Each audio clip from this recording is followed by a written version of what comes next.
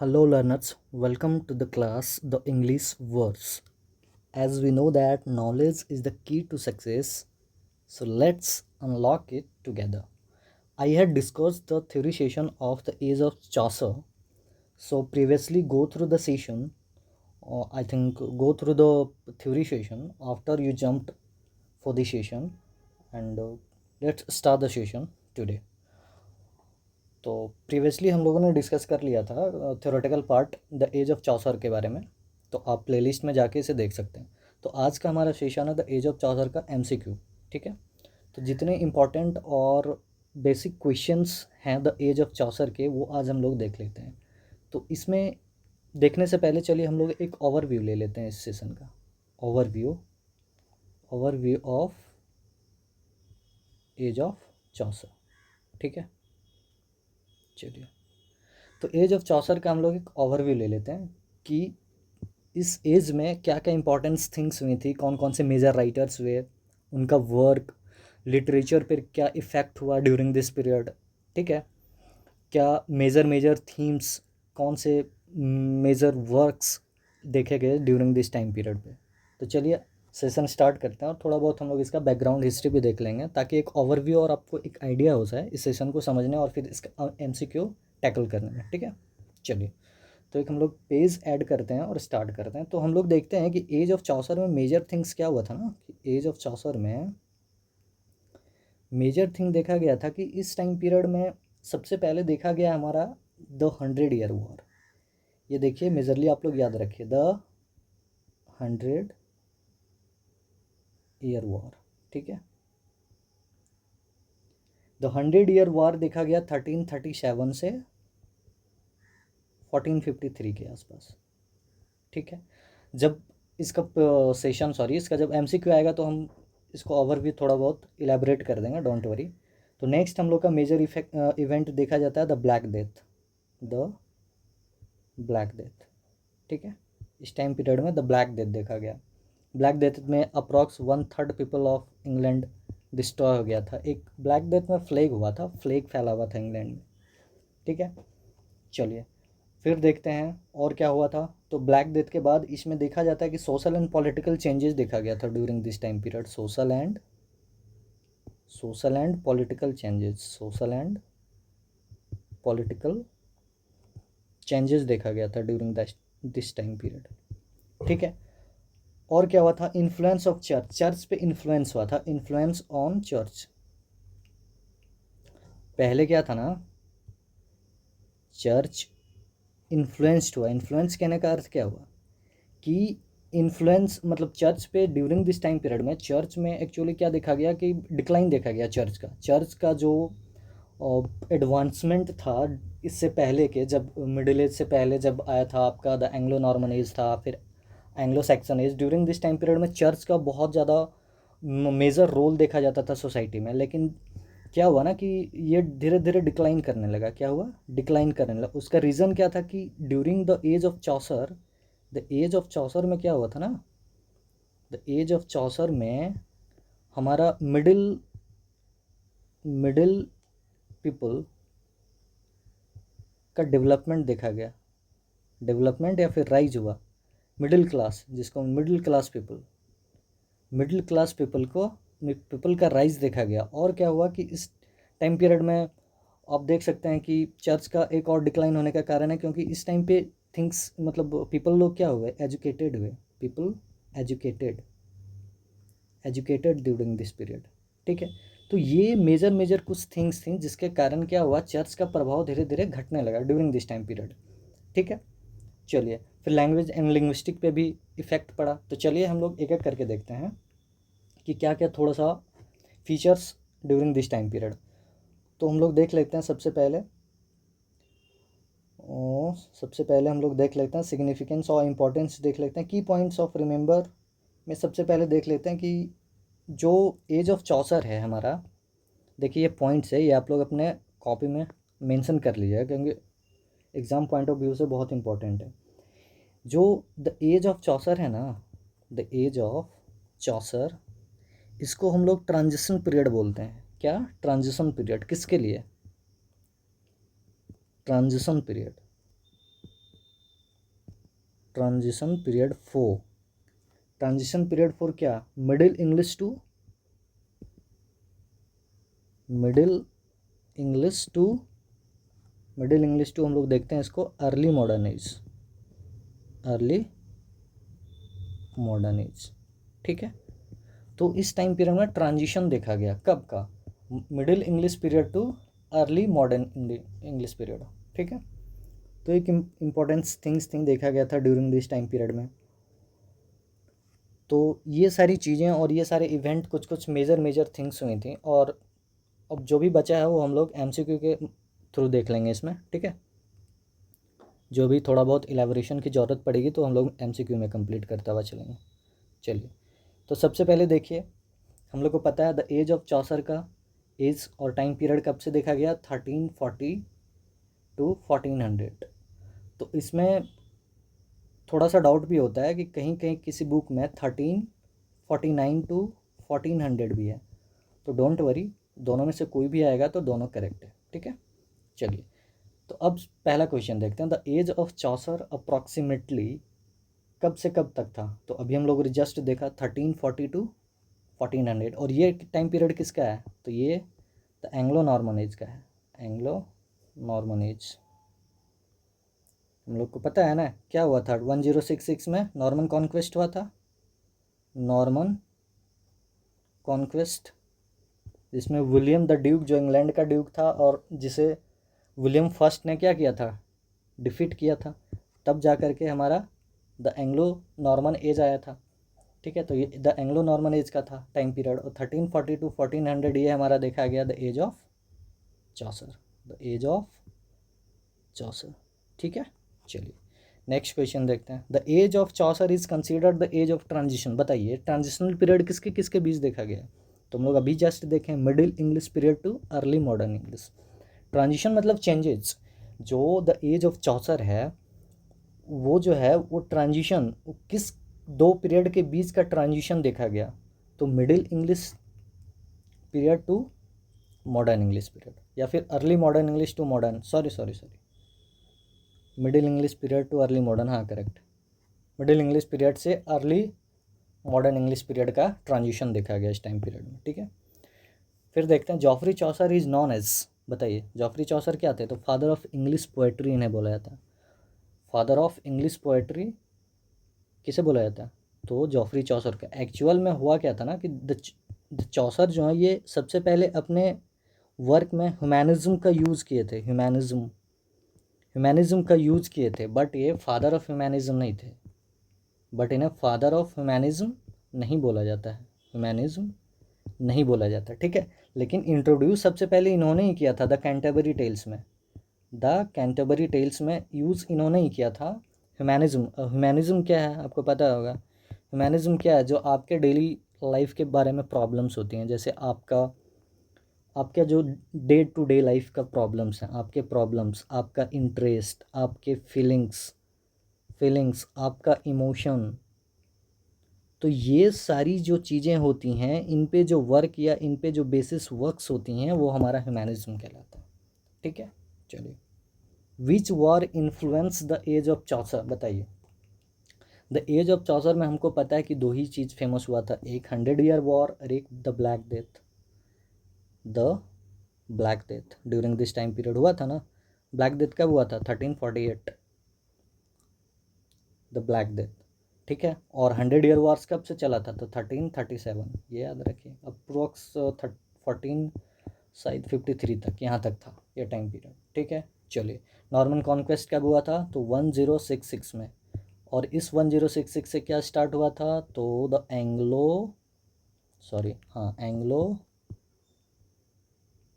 Norman age, the Anglo Norman age, correct, आ गया समझ में। चलिए नेक्स्ट, द 100 ईयर वार्स बताइए कब से था, 100 ईयर वार्स कब से कब के बीच था, तो 1337 हमको पता है 100 ईयर स्टार्ट हुआ था, और 1453 के अप्रॉक्स चला था।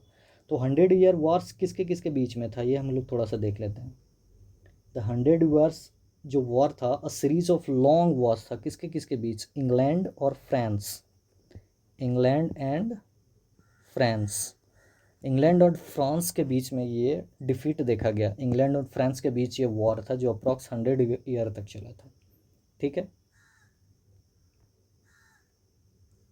अरे आ रहा है समझ में। तो इस वॉर में क्या हुआ था ना कि इंग्लिश पीपल को या फिर इंग्लैंड को इसमें आइडेंटिटी मिली थी।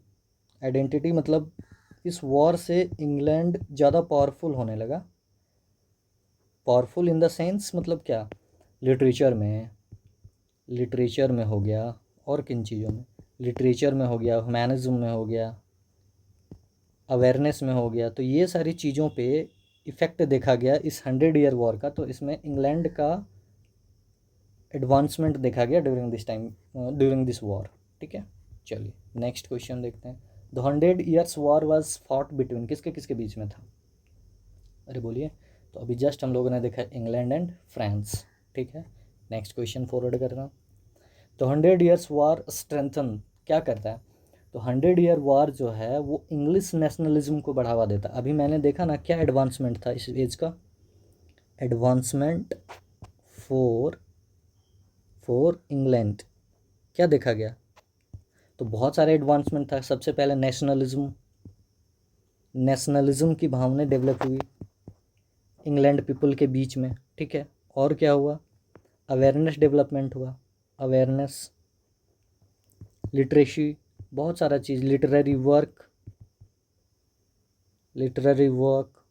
Historical backgrounds, historical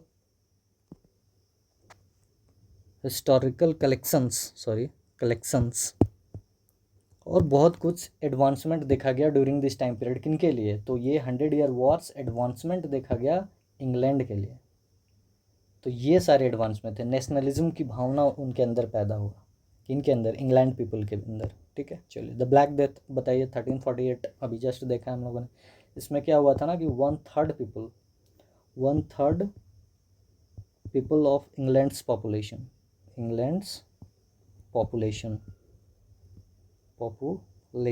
dead. ठीक है, तो इतने पीपल्स इसमें डेथ करिए। इसमें क्या होता है ना कि 100 ईयर वॉर्स के कारण बहुत सारा थिंग्स हैपेंड होता है ड्यूरिंग दिस टाइम पीरियड। क्या होता है ना कि बहुत सारा प्रॉब्लम्स देखा गया इस डेथ के बाद। क्यों? क्योंकि एक तो पीपल डिक्रीज कर गया ना इस टाइम पीरियड में। पीपल डिक्रीज हो जाने के कारण सोशल चीज़ों पे जो है, सोशल थिंग्स, जैसे इस टाइम पे फिर सोशल मूवमेंट देखा गया। एक सोशल मूवमेंट किस बेसिस पे लेके, जैसे लेवर्स मूवमेंट। क्यों लेवर्स मूवमेंट? तो लेवर्स मूवमेंट होने का कारण, इसके पीछे का कारण था क्योंकि पीपल्स कम थे, और पीपल्स कम होने के कारण और वर्क प्रोफेशन ज़्यादा था, वर्कलोड ज़्यादा पड़ गया, जिसके कारण यहाँ के जो सोशल वर्कर्स नहीं, लेबर वर्कर्स जो थे वो क्या करने लगे, हाई डिमांड करने लगे अपने वर्क के लिए। तो वहाँ पे लेबर्स मूवमेंट भी देखा गया इस टाइम पीरियड में। तो बहुत सारी थिंग्स थी हुई। The black death killed nearly 1/3 England's people, ये तो हम लोगों ने देख ही लिया। चलिए next, the black death influence literature with themes of. अब क्या हुआ था, अब इस टाइम पीरियड में जो लिटरेरी वर्क था, लिटरेरी वर्क कहने का अर्थ क्या है? लिटरेरी वर्क का जो थीम था, लिटरेरी वर्क का थीम कहने का अर्थ क्या हुआ? लिटरेरी वर्क वैसा वर्क जो सोशल थिंग्स पे लिखा जाता था ड्यूरिंग दिस टाइम पीरियड में। उसमें जो थीम देखा गया वो डेथ एंड सफरिंग का। क्यों? क्योंकि टाइम पीरियड ही वैसा था, बहुत सारे आदमी मारे गए थे। तो मैक्सिमम किस पे कंसंट्रेशन जाएगा? सेंट्रल थीम क्या होगा? फिर डेथ होगा, और वहाँ पे सफरिंग, जो वहाँ डेथ हुई उसके कारण जो क्राइसिस पैदा हुई वहाँ पे, वहाँ की पीपल जो सफ़र की, जो जिन चीज़ों की क्या थी, suffering from the suffering in the England people. Suffering का अर्थ हो गया कि इस टाइम पीरियड में क्या हो गया ना कि बहुत सारा प्लेसेस जो है वो क्या हो गया, वो अबेंडन्ड हो गया। अबेंडन्ड क्यों? अप्रॉक्स 50 to 60% पीपल यहाँ पे अप्रॉक्स वाइप आउट हो गए थे, जिसके कारण यहाँ पे क्या हुआ कि अबेंडेंट प्लेसेस देखा गया, जिसे हम लोग घोस्ट प्लेस के नाम से जाना जाने लगा इस टाइम पीरियड में, क्योंकि कोई दिखता ही नहीं था, इतना कम पॉपुलेशन हो गया। मास ग्रेव्स था इस टाइम पीरियड पे, अमेंडेंट,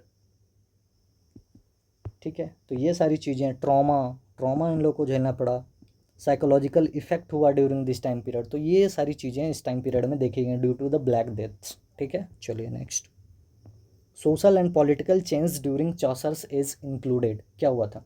तो rise of middle class and town, से ही मैंने आपको बताया था पहले कि इस टाइम पीरियड में क्या हुआ ना, चौसर्स एज में जो सोशल एंड पॉलिटिकल चेंज सबसे ज़्यादा देखा गया, जिसके कारण राइज ऑफ मिडिल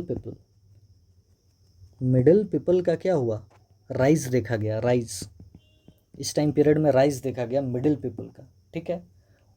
चलिए next, trade and commerce created, छोड़िए इसको। The church during Chaucer's age was, क्या हुआ, चौसर्स का कंडीशन, द चर्च का condition during this time period क्या हुआ, चर्च में क्या हुआ था ना कि the church was powerful.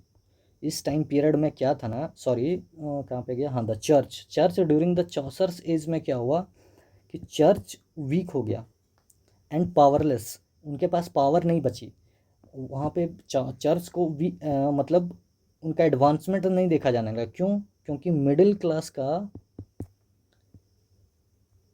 Class people का ग्रोथ हुआ या फिर राइज हुआ, जिसके कारण एजुकेशन लोगों में बढ़ना स्टार्ट हुआ, ठीक है। और क्या हुआ कि corruption church during the age में हुआ कि इस टाइम पे करप्शन बहुत ज़्यादा देखा जाता था, करप्शन इन द चर्च। देखिए थ्योरेटिकल पार्ट है, मतलब आपको याद रखना ही पड़ेगा, ये सब फैक्चुअल चीज़ें हैं, इसके में कोई रट्टा या फिर करने का है नहीं, ठीक है। चलिए नेक्स्ट देखते हैं, religious thoughts during the Chaucer's age was combined with, बताइए, ह्यूमैनिज्म पे फोकस किया गया, जिसमें राइटर्स कौन थे, एक चौसर जिन्होंने द कैंटरबरी टेल्स लिखा था, कैंटरबरी टेल्स, उनका जो मैक्सिमम नाइट्स था वो देखा गया था ह्यूमैनिज्म पे बेस्ड था, ठीक है। अब इससे पहले मैंने आपको ह्यूमैनिज्म के बारे में बताया, आपका पर्सनल इंटरेस्ट, आपका इमोशन, आपका फीलिंग्स, ठीक है, आपका डे टू डे लाइफ में प्रॉब्लम्स, ये सारी चीज़ें जो है वो आपके ह्यूमैनिज्म होती हैं, ठीक है। Middle English wrist is highest development, इस टाइम पीरियड में क्या हुआ था कि मिडिल इंग्लिश पीरियड का हाइएस्ट डेवलपमेंट देखा गया। क्यों? क्योंकि इस टाइम पीरियड में लिटरेरी वर्क बहुत ज़्यादा लिखा जाने लगा था, लिटरेरी वर्क, जिसमें सबसे ज़्यादा फेमस हम लोग द कैंटरबरी टेल्स देखते हैं, चौसर का, ठीक है। चलिए next, literature of Chaucer's is became more realistic and varied, realistic मतलब रियल थिंग्स पे, रियल थिंग्स और रियल थीम जिसे हम लोग क्या बोलते हैं, ह्यूमैनिज्म, तो इस पे फोकस्ड हो गया, ठीक है। चलिए next question, literature during Chaucer age was full of human interest, यही तो ह्यूमैन इंटरेस्ट है, और जो आपका ह्यूमैन इंटरेस्ट है वही ह्यूमैनिज्म है, करेक्ट। चलिए next, Geoffrey Chaucer's gave new dignity to किसको, इंग्लिश पोएट्री, इन्होंने इंग्लिश पोएट्री को सब बहुत ज़्यादा डेवलप एनहांसमेंट किया, एनहांस ड्यूरिंग दिस पीरियड, बहुत ज़्यादा डेवलप किया पोएट्री को। One major feature of Chaucer's age was, क्या था बताइए, तो मिडिल इंग्लिश डायलेक्ट, इस टाइम पीरियड में जो क्या बोलते हैं फीचर्स, दो जो चौसर एजेस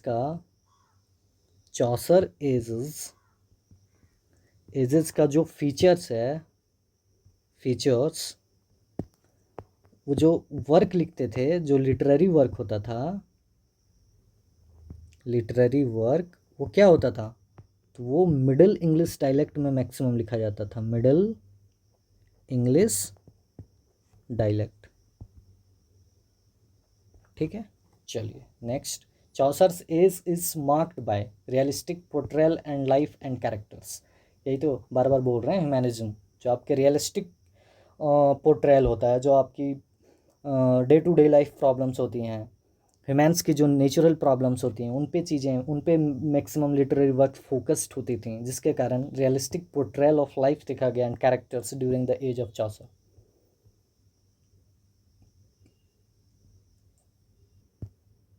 ठीक है, चलिए next question. Literature of Chaucer's is sort variety. Variety मतलब क्या होता है, मतलब क्या क्या वैरायटी देखा गया। तो इस टाइम पीरियड में ह्यूमैनिज्म रियलिज्म पे फोकस था, रियलिज्म पे फोकस था, और क्या था, ह्यूमैनिज्म पे फोकस था, और क्या चीज़ था। तो इस टाइम पीरियड में ह्यूमरस वर्क देखा गया। ह्यूमर मतलब वर्क में ह्यूमर ऐड करके लिखा जाता था। ठीक है, तो ये बहुत इंपॉर्टेंट थीम्स और सोशल थीम्स था इस टाइम पीरियड पे, सोशल थीम्स। ठीक है, तो ये सारे वर्क्स, फिर ब्लैंक वर्स का यूज भी होता था इस टाइम पीरियड में। ब्लैंक वर्स, देखिए ये सारी चीज़ें जो है वो बाद में मैं डिस्कस करूँगा कि ब्लैंक वर्स वगैरह क्या है, बट अभी थोड़ा याद रखिए। ठीक है, तो ब्लैंक वर्स ये सारी चीज़ें यूज होती थी द एज ऑफ चौसर में। ठीक है, चलिए next question. Chaucer's is blended religious and secular elements. चलिए next. Which foreign writers influence the age. अब बताइए कि जो आपका एज ऑफ चौसर है, ये इंपॉर्टेंट क्वेश्चन है, आपको आप मार्क कर लीजिए कहीं। द एज ऑफ चौसर जो है, द एज ऑफ चौसर जो है वो बहुत ज़्यादा इन्फ्लुएंस था किससे, तो देंते एंड एक राइटर हुए बोसैसियो। ठीक है, तो ये दो राइटर से एज ऑफ चौसर बहुत ज़्यादा प्रभावित था, बहुत ज़्यादा, दांते एंड बोसेसियो। क्यों, क्योंकि इनका जो मैक्सिमम थीम होता था, इनका भी थीम ह्यूमैनिज्म पे बेस्ड होता था। मैक्सिमम ह्यूमैनिज्म पे बेस होता था, और मैंने अभी क्या लिखा था, रियलिज्म पे बेस्ड होता था, realism.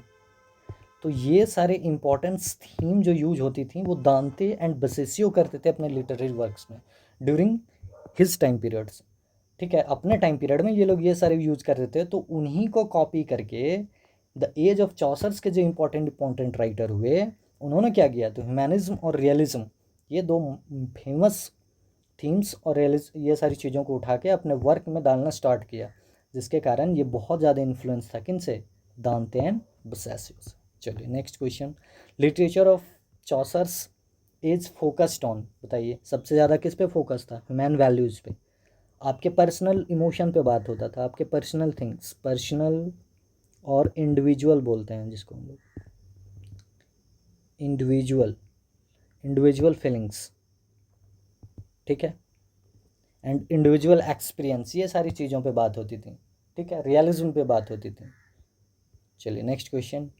Humour, satire and irony. देखिए अभी हमने बोला था ना कि कौन सा स्टाइल यूज किया गया था एज ऑफ चौसर में, स्टाइल ऑफ लिटरेरी वर्क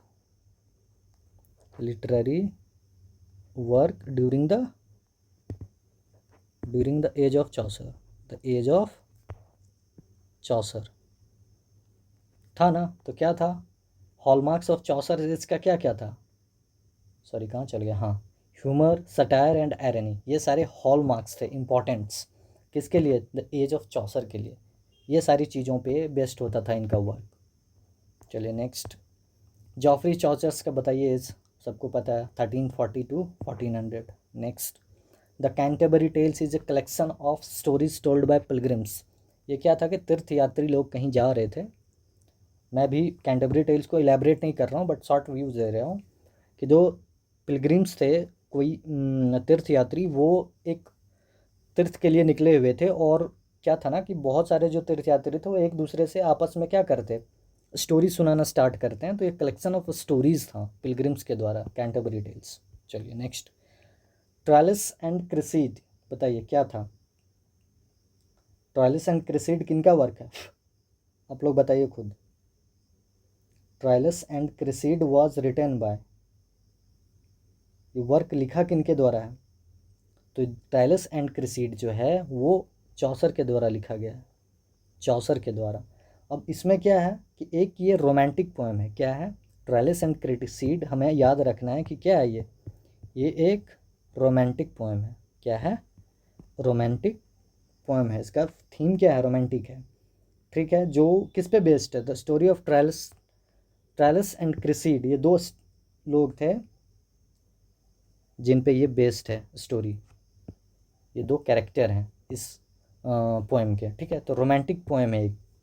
इसमें क्या था कि इसका थीम क्या होता है, तो थीम इसमें लव थीम देखा गया है और बिट्रेयल। ठीक है, बिट्रायल और लव, ये दो थीम्स इस पे था। तो कहाँ गया, ये रोमांटिक पोएम है, देखिए Troilus and Criseyde is a romantic poem. ठीक, चलिए अभी मैं उसे कंप्लीट डिस्कस नहीं कर रहा हूँ, बट आप समझिए। तो ट्रायलस एंड क्रिसीड जो है वाज बेस्ड ऑन, ये ट्रायलस एंड क्रिसीड है, ये मैक्स मैक्स मतलब वो देखा गया है कि जो बोसेसियो थे ना, इनका एक वर्क था, उन पे बेस्ड है क्या, ट्रायलस एंड क्रिसीड। ठीक है, तो बोसेसियो एक राइटर थे, अभी जस्ट मैंने जानते बोसेसियो डिस्कस किया था ना, तो एक राइटर थे। तो इनका कोई एक वर्क है, अभी मेरे माइंड में नहीं आ रहा, बट इनका कोई वर्क था, उनसे इंस्पायर्ड होके द चौसर ने ट्रायलस एंड क्रिसीड लिखा था। ठीक है, चलिए next. The legend of good women contents stories of famous women from history and mythology। ये क्या था ना, the legend of good women है, कलेक्शन है स्टोरीज का। ठीक है, जिसमें माइथोलॉजी एंड बाइबलिकल थीम्स चीज़ों को देखा गया है ड्यूरिंग दिस टाइम पीरियड में, to present models of virtue and inspired morality. ठीक है, तो लिजेंड ऑफ गुड वीमेन इनको भी किन्होंने लिखा है, तो चौसर ने। ठीक है, तो ये याद रखना है। तो मेजर वर्क देख लीजिए चौसर का कौन सा है, एक देख लिए हम लोग ट्रायलिस एंड क्रिसीड, इससे पहले हम लोगों ने क्या देखा, कैंटरबरी टेल्स। तो with the legend of good women, ये भी क्या है, एक पोएम है जो famous women from history and mythology से उठाया गया है ये थीम को। चलिए, द हाउस ऑफ फेम किनका है, तो ये भी चौसर का है, ये भी चौसर का है। बताइए क्या है, एक ये एलेग्रिकल पोएम है, क्या है, एलेग्रिकल। तो ये था हमारा एक एलेग्रिकल पोएम है। तो एलेग्रिकल पोएम क्या होता है, सबसे पहले हम समझते हैं एक, देखिए यहाँ पे लिटरेरी डिवाइसेस है, एलेग्रिकल क्या है। तो एलेग्रिकल वो होता है ना जो हमारा डुअल मीनिंग प्रोड्यूस करता है। डुअल मीनिंग कहने का अर्थ क्या हुआ, डुअल मीनिंग कहने का अर्थ ये हुआ कि every element has a tangible या literally identity in the poem but also serves as a vehicle to express a deeper relation. कहने का अर्थ ये हुआ कि इसमें है क्या कि एक जो आप सपोज दैट यदि आप बोलें the children is the father of man, father of man, आप इसे ओवरव्यू देखिए, ऊपर ऊपर से देखिए तो क्या लग रहा है कि the children is the father of man.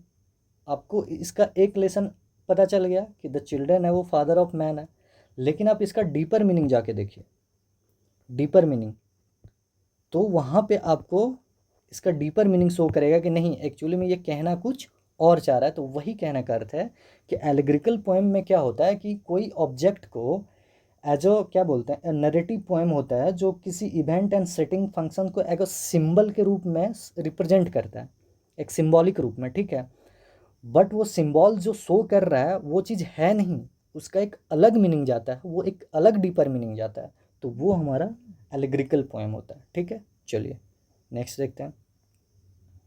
Next हमारा क्या है बताइए, पार्लियामेंट ऑफ फाउल्स, ये किनका वर्क है, तो ये भी हमारा किनका वर्क है, तो चौसर का ये वर्क है। किनका है, चौसर का, ये भी चौसर का वर्क है। बताइए कि ये क्या है, parliament of fowls is a dream poet. Dream poet किस पे है, तो लव एंड बर्ड्स के बारे में है। ठीक है, तो ड्रीम पोएम क्या होता है कि इसमें क्या होता है कि जो पोएट होता है, जो एक्चुअल में पोएट होता है, उसमें क्या होता है कि एक सपने में चला जाता है। ठीक है, और सपने में सारी चीज़ें क्या करता है, इमेजिन करता है या फिर सपना देखता है, और फिर जब उसकी नींद खुलती है तो एज इट इज़ जो चीज़ सपना में देखा रहता है उसको एट इट इज़ किस क्या करता है, अपने वर्क में मेंशन कर देता है। तो एक ड्रीम पोएम कहला या फिर ड्रीम विजन जिसको हम लोग बोलते हैं। ठीक है, चलिए, जॉन गॉवर इज कॉल्ड, बताइए जॉन गॉवर के कौन थे, एक मोरल पोएट थे, कौन थे, मोरल पोएट्स। ठीक है, चलिए नेक्स्ट, एक एक एक हाँ, symbolize the hierarchical class of medieval society. फिर Confessio Amantis is a long allegorical poem. अब बताइए एलेग्रिकल के पोएम आप समझ सकते हैं एलेग्रिकल पोएम क्या होता है। तो एलेग्रिकल पोएम क्या होता है, जिसमें एक ऑब्जेक्ट का रेफरेंस लेके कंप्लीट स्टोरी चलाई जाती है, लेकिन होता क्या है कि वो जो या फिर जो चीज़ें आपको दिखाई जा रही हैं वो तो सिर्फ शो ऑफ के लिए हैं, बट उनका एक डीपर मीनिंग जाता है थ्रू आउट द स्टोरी या थ्रू आउट द पोएम। तो वो एक एलेग्रिकल होती हैं, एलेग्रिकल पोएम्स होती हैं। फिर क्या Vox Clamantis deals with the moral and social issues. ये राइटर हैं, कोई बुक का नाम मत समझ लीजिएगा, ठीक है। नेक्स्ट डायरेक्टिव पोएम या ह्यूमेंस के बारे में लिखते थे इनका work. William Langland is known as a visionary poet. इनको एक विजनरी पोएट के रूप में देखा जाता है, विलियम लागलैंड को। किनको? विलियम लागलैंड को, जिनका इनका एक फेमस वर्क है पियर्स एंड प्लोवन। पियर्स प्लोवन इनका एक मेजर वर्क है, ठीक है। तो एक चीज़ क्या था, हाँ देख लीजिए यहाँ पे एक रोमांटिक पोएट और एक मेटाफिजिकल पोएट्स के बारे में जिक्र हुआ है। तो रोमांटिक पोएट का कुछ देख लेते हैं, इंपॉर्टेंट राइटर कौन कौन थे। तो कौन कौन थे इस टाइम पीरियड में? तो William Blake, William Wordsworth, S T. Coleridge, P B. Shelley और जॉन किट्स। याद रखिए, ब्लैक, वर्ड्सवर्थ, कोलराज, शैली और किट्स। तो ये कुछ इंपॉर्टेंट रोमांटिक पोएट थे। वहीं मेटाफिजिकल पोएट में जॉन डन, जॉर्ज हर्बर्ट और एंड्रयू मार्वेल, ठीक है। चलिए विलियम लागलैंड अभी जस्ट हम लोगों ने देखा ना क्या, पियर्स प्लोमन इनका एक मेजर वर्क है। किनका? विलियम लागलैंड का। एक ये भी क्या है, एक एलेग्रिकल पोएम है, ठीक है। चलिए जो किस पे बेस्ड है? सोसाइटी, चर्च और मोरालिटी पे बेस्ड है। जो सोसाइटी पे बेस्ड है, सोसाइटी पे, मोरालिटी पे बेस्ड है, चर्च पे बेस्ड है, ठीक है। चलिए देखिए, Piers Plowman is an allegorical poem. अब समझ गए हम लोग एलेग्रिकल पोएम के plus deals with the society, church and the morality. Robert Henryson was a Scottish poet. ये स्कॉटलैंड के थे, Scotland, so he was a Scottish poet. फिर देखते हैं हम लोग, Robert Henryson wrote a moral fables. Moral फैबुलीज,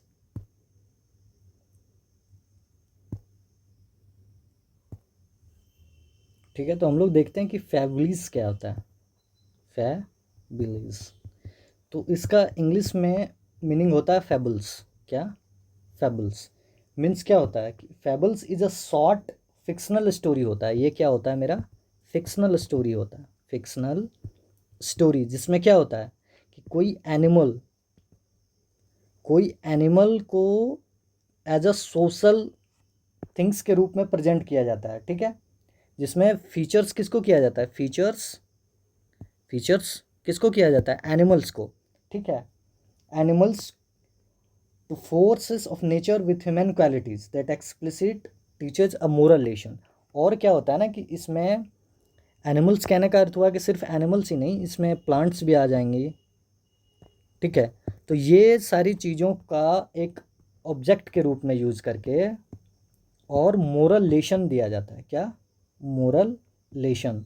और इनके लिए मोरल फैबलीज के लिए सबसे ज़्यादा फेमस कोई थे तो स्कॉटिशियन राइटर कौन थे? रॉबर्ट हेनरिसन। तो ये याद रखिएगा, इनका सबसे इम्पोर्टेंस मेजर थिंग्स इनका क्या होता था? फैबलीज से लिखते थे, मोरल फैबलीज, जिसमें क्या होता था कि कोई एनिमल्स या प्लांट्स को ये क्या करते थे? एज अ ऑब्जेक्ट यूज़ करके और हमें मोरल लेसन प्रोवाइड करते थे, ठीक है। चलिए बताइए क्या है? द टेस्टामेंट्स ऑफ क्रिसेड क्या है? कंप्लेंट ऑफ क्रिसेड है। चलिए next, moral fables is collection of fables with moral lesson. यही तो बोल रहे थे मैंने कि मोरल फैबुलीज किन्होंने स्टार्ट किया था? रॉबर्ट हेनरिसन, स्कॉट के जो थे, स्कॉटलैंड के, वो कलेक्शन ऑफ फेबल्स लिखते थे, ठीक है, मोरल लेशन के साथ, जो हमें मोरल लेशन प्रोवाइड करता था, ठीक है। Sir Gawain and the Green Knight was written by Gawain poet.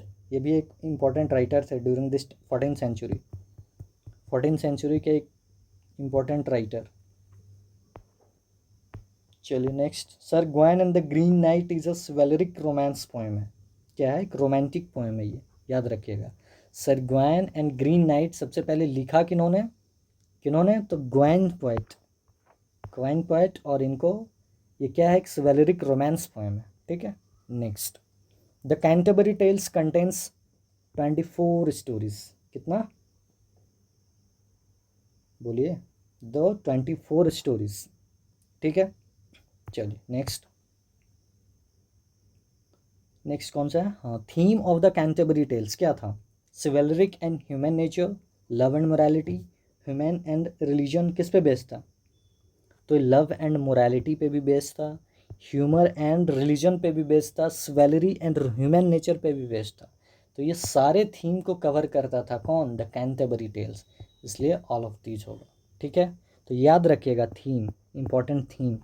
जो द कैंटरबरी टेल्स है उसमें 24 स्टोरीज होती हैं, या जिसमें से इनका मैक्सिमम जो थीम देखा गया वो लव एंड मोरालिटी पे था, ह्यूमर एंड रिलीजन पे था, सिवेलरिक एंड क्या, ह्यूमन नेचर पे बेस्ड था। Which is not a tale from the Canterbury Tales.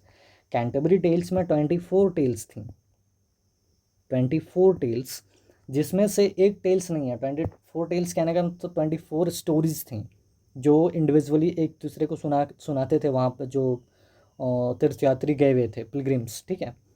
तो सबसे इम्पोर्टेंस क्या था कि नाइट्स टेल बहुत इंपॉर्टेंट, द मिलर्स टेल ये भी था, द पैराडन्स टेल ये भी था, लेकिन पियर्स प्लॉमन ये था क्या? नहीं। पियर्स प्लॉमन किन्होंने लिखा है ये आप हमको बताइए। तो पियर्स प्लॉमन विलियम लागलैंड का वर्क है, विलियम लागलैंड, ठीक है। तो ये कैंटरबरी टेल्स का पार्ट नहीं है। चलिए, Troilus and Criseyde mainly deals with love, betrayal and sorrow. अभी जस्ट मैंने डिस्कस किया था इससे पहले ट्रायलिस एंड क्रिसीड के बारे में। The legend of good women ends to present model of virtue. The legend of good women, a collection of good famous women from history of mythology के बिब्लिकल वर्क से उठाया गया है ये कैरेक्टर्स, ठीक है। चलिए, the House of Fame dream vision form है, ये ड्रीम विजन पे लिखा गया। द हाउस ऑफ फेम में क्या होता है ना कि ये जो द हाउस ऑफ फेम है, ये चौसर जो हैं वो इस टाइम पीरियड के जो इनके कंटेम्परेरी थे, कंटेम्परेरी किंग कौन थे? तो टू रिचर्ड रिचर्ड टू जो थे, तो उनके लिए ये वर्क उन्होंने क्या लिखा था? ये dream vision the House of fame इनके ऊपर बेस्ड था, ठीक है। और जो ये द हाउस ऑफ फेम है ना, वो देखिए बेस्ड ऑन दांतेस डिवाइन कॉमेडी। जो दांतेस का डिवाइन कॉमेडी होता था ना, उस पर बेस्ड है द हाउस ऑफ फेम। तो कोई पूछे the House of Fame is basically based on which author या which writer of the ancient literature, तो वो दांते थे, ठीक है। चलिए, इनका एक वर्क है, चौसर का एक और वर्क है जो बसेसियो पे बेस्ड था। बसेसियो, आप हमको बताइए कमेंट में कि वो राइटर कौन थे, सॉरी वो कौन सा वर्क था। In the House of fame, fame is a temporary, इनमें बोला है द हाउस ऑफ फेम में। चलिए, पार्लियामेंट ऑफ फाउल्स एक एलेग्रिकल ट्रू पोएम है, ट्रू लव पोएम है। पार्लियामेंट ऑफ फाउल्स एक एलेग्रिकल ऑफ ट्रू लव के बारे में जिक्र करता है। एलेग्री अब फिर समझाना नहीं पड़ेगा क्या है। In parliament of fowls the dove represents the poet, ये पोएट को रिप्रेजेंट करता है। इसमें क्या होता है ना कि बहुत सारे कम्युनिटी या फिर बहुत सारे अपर लोअर प्रेस्ट वगैरह वगैरह बहुत सारे कैरेक्टर्स शो होते हैं हर नाइट्स हर स्टोरीज में। तो उसमें से एक डोव भी आता है जो पोएट खुद इससे रिलेट करते हैं, ठीक है। चलिए नेक्स्ट, अब समझते हैं एडवर्ड थर्ड। एडवर्ड थर्ड का टाइम पीरियड देखिए, ज़रूरी नहीं कि याद रखना है, बट अब देख लीजिए एक बार। हाँ, ये याद रखिएगा कि एडवर्ड थर्ड के टाइम पीरियड पे 100 ईयर वॉर्स हुआ था स्टार्ट, 1337 में जो स्टार्ट हुआ था और 1453 तक जो चला था, ठीक है। तो एडवर्ड थर्ड के टाइम पीरियड में 100 ईयर वॉर हुआ था, ये याद रखना है हमको। Edward third increase literature and learning पे बहुत ज़्यादा फोकस करता था। रिचर्ड टू का रीजन 1337 से 1319 इनके बीच देखा गया। Richard two reign saw peasants revolt. हाँ, एक इम्पॉर्टेंट चीज़ ये याद रखिएगा आप लोग कि रिचर्ड थर्ड के टाइम पे क्या हुआ था, आप देखिए यहाँ पे रिचर्ड थर्ड के टाइम पे 100 ईयर वॉर, रिचर्ड टू के टाइम पे रिवॉल्ट ऑफ कौन सा, पिजेंट्स रिवॉल्ट हुआ। रिचर्ड टू सपोर्टेड, छोड़िए इसको, Henry fourth founder of Lancastrian dynasty. Lancastrian dynasty के फाउंडर कौन थे, तो हेनरी फोर्थ थे। Henry fourth restored order and stability. Henry five achieved victory at Agincourt. ये याद रखिएगा कि हेनरी फिफ्थ जो थे इस टाइम पीरियड के कौन थे, एक इम्पॉर्टेंट राइटर हुए। Achievement of focus victory on Agincourt. Agincourt पे इन्होंने क्या किया, विक्ट्री पाया कब, 1415 में, 1415 में, ठीक है। तो एजिनकोट पे विक्ट्री पाने वाले राइटर कौन, तो हेनरी फिफ्थ, ये याद रखिए। Henry five strengthen the English pride and unity. चलिए next, the crow and the nightingale was written by Adam Scrivener. देखिए नाम ऑकवर्ड है बट याद रखना पड़ेगा, कोई दूसरा चांस नहीं है।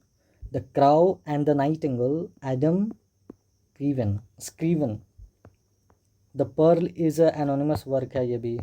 फिर सर ऑर्फियो, दो एनोनिमस वर्क देखा गया है ड्यूरिंग दिस टाइम पीरियड में, एक द पर्ल और एक द सर ऑर्फियो, ठीक है। Patience is also. Richard Rolle wrote a revelation divine love के बारे में लिखते थे।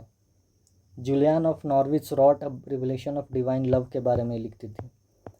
एक वॉल्टर हिल्टन याद रख लीजिए, ये वॉल्टर हिल्टन भी इस टाइम पीरियड के एक राइटर हुए जो एक स्केल ऑफ परफेक्शन, ये इनका वर्क है, scale of perfection, scale of perfection, ठीक है। चलिए, Chaucer is considered central figure of the age. सबको पता है कि चौसर एज में आखिर जो चौसर एज पढ़ा ही क्यों, तो चौसर के लिए सेंट्रल फिगर कौन होंगे, चौसर ही होंगे। Next, Chaucer brought new life and joy to English poetry, इसीलिए तो इनको फादर ऑफ इंग्लिश पोएट्री बोला जाता है, father of English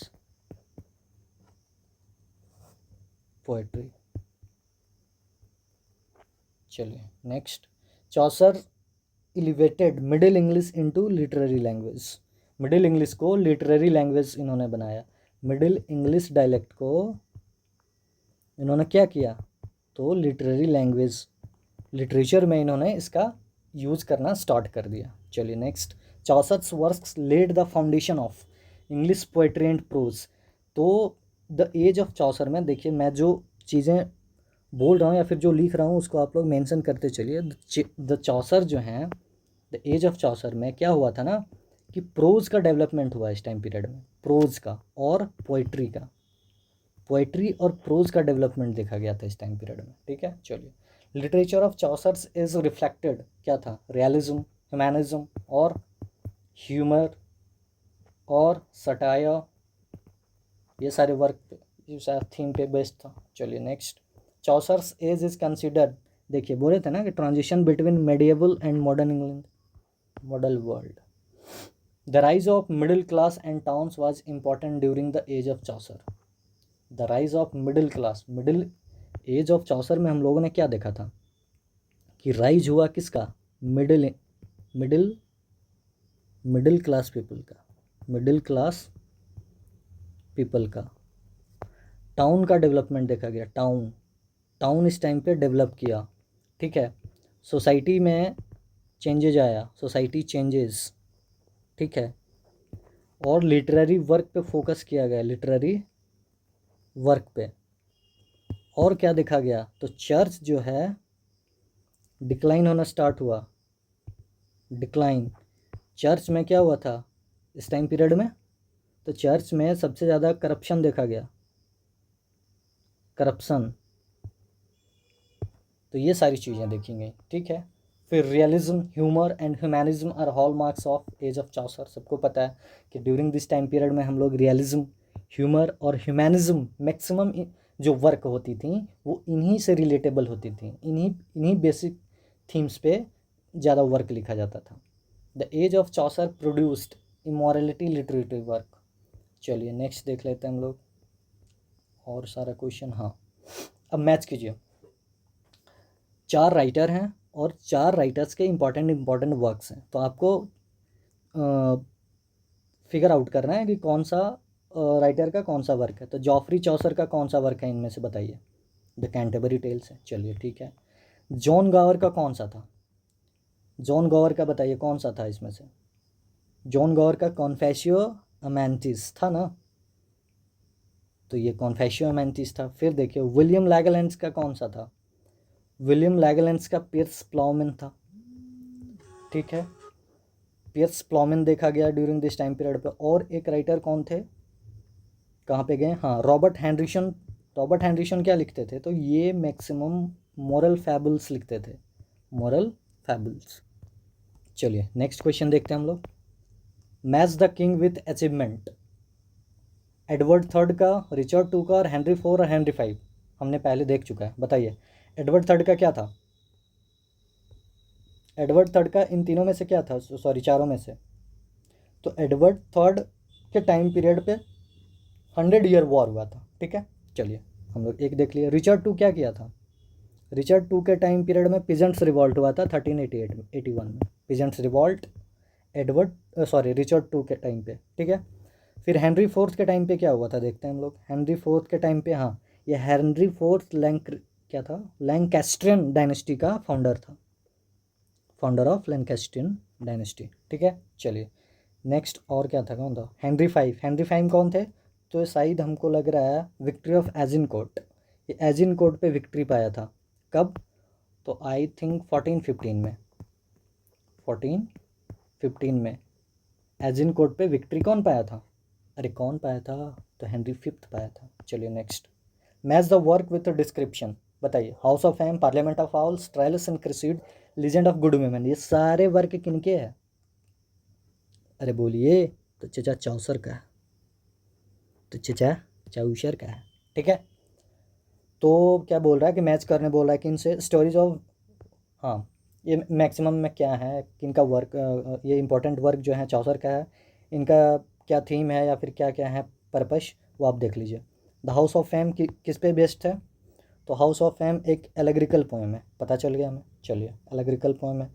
parliament of fowls क्या है? आई थिंक मेरे को लग रहा है पार्लियामेंट ऑफ फाउल्स एक ड्रीम विजन पोएट है, पोएम, ड्रीम विजन पोएम कहीं है, हाँ एक ड्रीम विजन पोएम्स है जो bird and birds and love के बारे में जिक्र करता है। फिर ट्रेलिस एंड क्रिसीड, ट्रेलिस एंड क्रिसीड क्या है?